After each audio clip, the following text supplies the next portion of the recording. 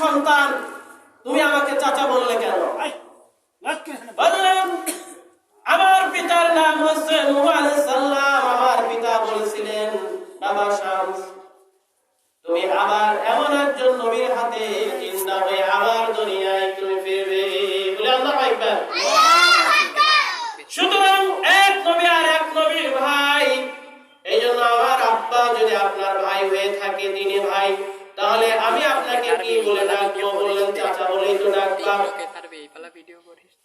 নূহ আলাইহিস সালাম বললেন, হযরত ঈসা নবী বললেন, তোমার শরীরে লোম কেন পেকে গিয়েছে? তোমার গায়ে কেন, তোমার গা থেকে অঝোর ধারায় ঘাম বাহির হচ্ছে?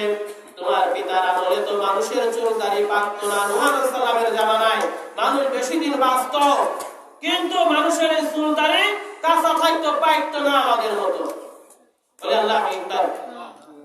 এরপরে বললেন, যখন আপনি আমাকে ডাক দিয়েছেন, আমি তখন মনে করেছি মনে হয় আজকে কিয়ামতের মাঠ অনুষ্ঠিত হয়ে গেছে। কিসের মাঠ?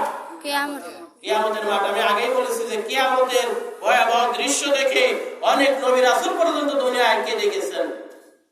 আর আমরা কাঁদি না, আমরা পাষাণ হৃদয়, ঠিক কিনা? আমাদের দিলের মধ্যে কোনো দয়া মায়া নাই, মৃত্যুর কোনো ভয় নাই। একজন নবী কবর থেকে উঠলেন, যে সময় কোনো চুল দাড়ি পাইতো না, তার চুল দাড়ি পাইতে গেছে। ওই কিয়ামতের মাঠের কথা স্মরণ করে ভাই দোস্ত পর্যন্ত। এরপরে হযরত ঈসা নবী বললেন, কি কারণে তোমার এই চুল দাড়ি পেকে গেল? বলে, যখন আপনি আমাকে ডাক দিয়েছেন, আমি মনে করছি আল্লাহ তাআলা মনে হয় আজকে কিয়ামতের মাঠ কায়েম করে দিয়েছে, আর আমার যদি গুনাহ হয় আমি জাহান্নামে চলে যাব, জ্বলন্ত আগুনে পড়ব। এই জাহান্নামের ভয়ে কি হিসাব দেব আমি আল্লাহর কাছে? আমার আমলনামা ভালো হবে কি মন্দ হবে? আমি এক টেনশনে, এই পেরেশানে আমার শরীরের লোমগুলো পেকে গিয়েছে এবং আমার এই ভয়ে অস্থির হয়ে আমার শরীর থেকে অঝোর ধারায় ঘাম ঝরছে। বলে আল্লাহু আকবার। এই জন্য ভাই দোস্ত বুজুর্গ, কবর কাউকে ছেড়ে দেবে না, কাউকে ছেড়ে দেবে না। নবীর বিটি হযরত ফাতেমা রাদিয়াল্লাহু তাআলা আনহা কে আবু যর গিফারি যখন কবরে রাখলেন, এই কবরে রাখার পরে আবু যর বললেন, রাতের অন্ধকারে মা ফাতেমাকে দাফন করা হয়েছিল। কখন? রাতের অন্ধকারে। আর আমাদের মা বোনেরা যদি বড় লোক হয়, যদি মরে, ওরে আল্লাহ মাছ পড়াইতে মাইক দিয়ে সারা 14 গ্রাম মাইকিং করে, ঠিক কিনা? অমুকের বাপ মারছে, অমুকের মা মারছে, আপনারা সবাই বুঝান হবে। এরকম মনে হচ্ছে দাওয়াত দিচ্ছে সবাই।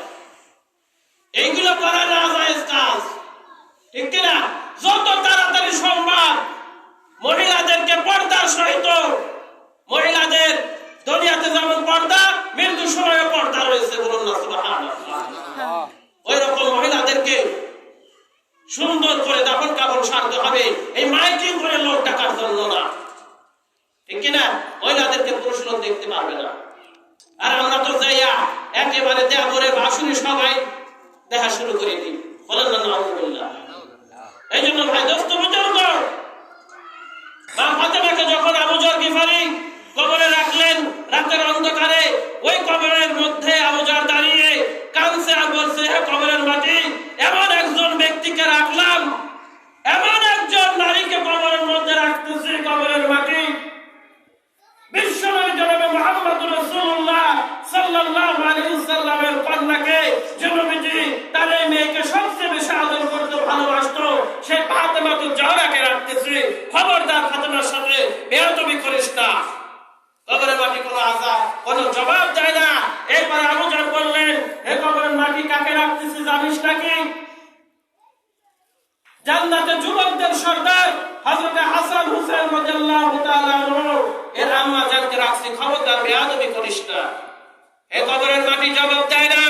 আবু যর আবার বললেন, কবরের মাটি, এমন একজন কে কবরের মধ্যে রেখে যাচ্ছি, জান্নাতে মহিলাদের সর্দারিনী ফাতেমাতুজ জাহরা রাদিয়াল্লাহু তাআলা আনহাকে রাখছি, খবরদার বেয়াদবি করিস না। কবরের মাটি এবার জবাব দেয়, হে আবু যর গিফারি, কে বিশ্ব নবীর কন্যা, কে হাসান হুসাইনের আম্মা,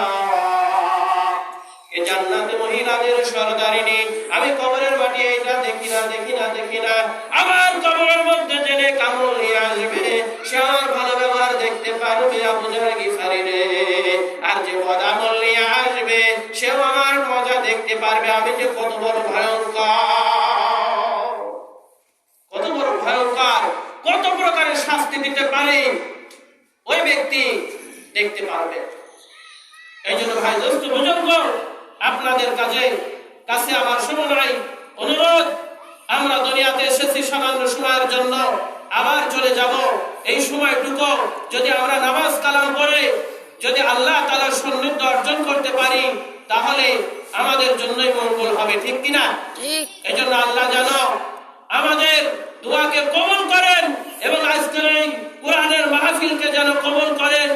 এবং আমাদের রমজান ভাই উনি সুন্দর একটা কাজ করেছেন, ঠিক কিনা?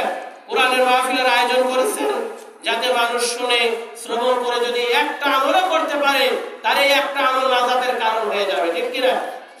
এই জন্য ভাই দোস্ত বুজুর্গ, আমরা তার আব্বার জন্য এবং তার পরিবারে, তার মা বাবার জন্য এবং তার সংসারে জন্য আমরা সকলে দোয়া করব। আল্লাহ যেন আমাদের রমজান ভাইকে সুস্থ রাখে, ভালো রাখে, তার পরিবারকে সুস্থ রাখে, ভালো রাখে, তার আব্বা জানের কবরটা যেন আল্লাহ জান্নাতুল ফেরদাউসের বাগিচা বানিয়ে দেয়, এই কামনা করে ইনশাআল্লাহ আমি এখানে শেষ করছি।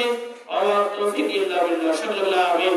এ পর্যায়ে আপনাদের সামনে যিনি কোরআন ও হাদিস থেকে মূল্যবান আলোচনা করবেন আমাদেরই সুপরিচিত, আমাদেরই শিমুলিয়া মোল্লাপাড়া জামে মসজিদের ইমাম হযরত মাওলানা মুহাম্মদ হাশিম হুজুর সাহেব।